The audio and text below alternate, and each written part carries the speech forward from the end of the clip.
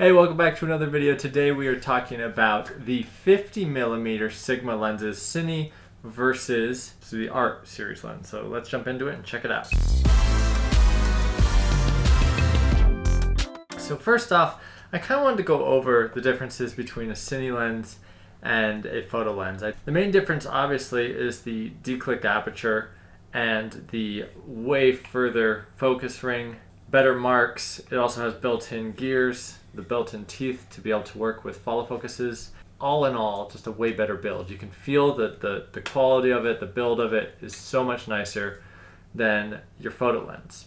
Now, when shooting with them, I didn't notice a huge difference in image quality, but that's not what I want to talk about today. Image quality is like, yes, you can get a photo lens to look fairly similar to a cinema lens.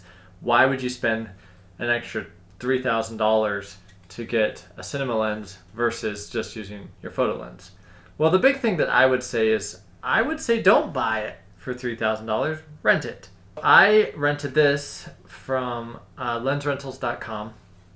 I highly recommend them. I have a link in the description below for $25 off your first order with them. I rented the 24, the 50, and the 85, and they're all gorgeous. They're fantastic. The iris and the focus are all equal in everyone, so you switch between putting your follow focus and stuff back on is easy.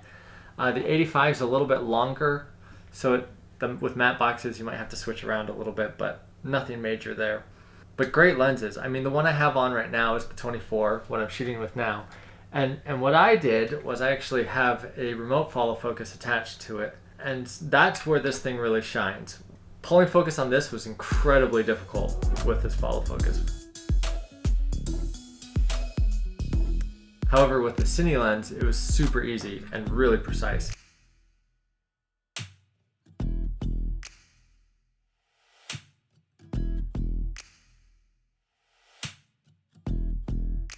I mean, I can just kind of pull my focus back and forth. Let's make sure I get back on me here. Nail focus, you nail it! You nail it, dog! You nail the focus! And then you're like, wow, that guy knows how to pull focus! Everything's in focus! He's gonna get more jobs from me! I'm gonna give him money! I found if I'm doing run and gun and I'm trying to pull focus on any cinema lens, regardless, but especially like even the Sigma, you have such a far throw on this thing that pulling focus by hand or even with a little follow focus on the side is difficult. On the other hand, when you're doing run and gun and you have photo lens, the throw is way less. It's a lot harder to get pinpoint accurate. However, if you're doing those quick run, like quicker to get your focus, if you're a one-man band, absolutely. But it was just a good reminder that like a Cine lens doesn't make you a better cinematographer. It's literally just a tool. That's it. Do I ask the guy building my house what drill brand he's using? Hey man, whoa. You're not using a Black & Decker, are you? Because if you're using a Black & Decker, you're not getting the contract. I don't care, I just care how the work gets done and what it looks like at the end. So just remember that. I just bought this 50 for myself for just kind of run and gun. I threw a follow focus ring on it from Gear Focus, and they slide on tight. And once they're on, it's awesome. I have them for my Sigma 18-35 and now for this 50. Follow focus gears is what they're called. I'll have a link in the description if you want to check them out. The thing that's kind of surprising with these Sigma lenses is this is not that much heavier than it's the Art lens. It's photo equivalent. It's heavier. In terms of a lens around this price point, which are like you have the Sigma Cine lenses, you have the Canon CE lenses, you have the Zeiss CP3s, and then there's a couple other players out there as well. In terms of all of those lenses, this one's my favorite. I like the build quality. I like the form factor of it. It's a little smaller. It still has a great throw, about the same weight, but it feels like it's a little smaller because it's not quite so wide. It's a little easier to use with follow focuses and stuff because the front diameter isn't like with the Canon one. It's just so wide. The CP3s are a little better, but even still, they're a little wider than this. This one obviously is like $700, $800. This one's like between $3,000 and $4,000. I think it's $3,500. Oh, hey, do you want to see it on a camera? Do you want me to put both of these on a Okay, yeah. You know what? I will, just for you. And I have a camera right here. This here, my friends, is a classic, state-of-the-art pocket cinema camera with 4K from Blackmagic. And there you go.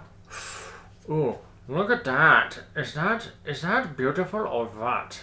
Oops, let me turn that off. Open up, there we go. Oh, there you go. Now you can see me through the lens, through the other camera.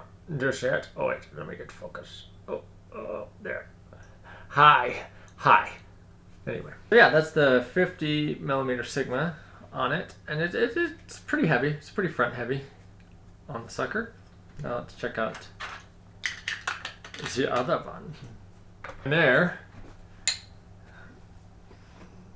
is the Sigma Cine 50. Do you want to see what that one looks like? Oh, hang on. Hello! Welcome to my show! You're watching me through a camera! Anyway, okay. Well, thanks for watching. I recommend both lenses. I would rent these ones until you hit the point where you're renting so much that you need to buy them. Or if you know that you're going to use them that much, just buy them out. That's fine. But in terms of the $3,000 range, again, I highly recommend the Sigmas. I find them a joy to work with. I really love them. Anyway, thanks for watching. Be sure to subscribe. Check out my other videos. And I appreciate all you guys do for me, and commenting and watching my stuff. Thank you. Anyway.